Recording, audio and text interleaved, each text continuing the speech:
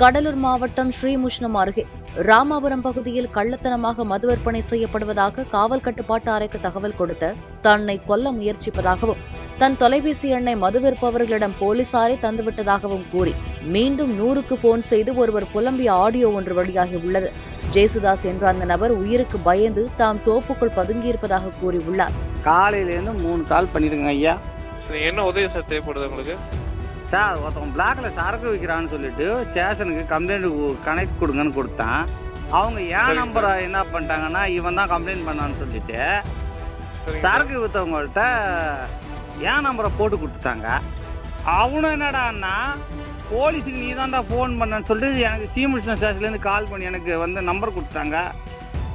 நீ தான்டா கால் பண்ணி சொன்னியடா உனக்கு வெட்டாம உடம்பு என்ன தேடுறான். நான் வந்து தோப்புல ஒளிஞ்சிக்கிட்டு தண்ணி விடல எனக்கு. நான் வந்து ஒளிஞ்சிட்டு உட்காந்துருக்கிறேன். நான் வந்து கண்டிகுப்பம் வரதாயம்பேட்டை இது கடலூர் மாவட்டம் கண்டிகுப்பத்தில் இருக்கேன் சார். நான் சேஃப்டியா ஓடி தோப்புல ஒளிஞ்சிட்டு உட்காந்துக்கிட்டேன் சார். அது என்ன தோப்பு சார்?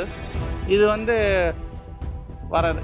இது வந்து தோழியப்பர் கோவில் நாச்சியார்பேட்டையில தோழியப்பர் கோவில். சரி, நாச்சியார்பேட்டைக்கு என்ன தாலுக்கா சார்? அது ஸ்ரீமுஷ்ணம் தாலுக்கா தான். என் தாலுக்கா தான் சார்.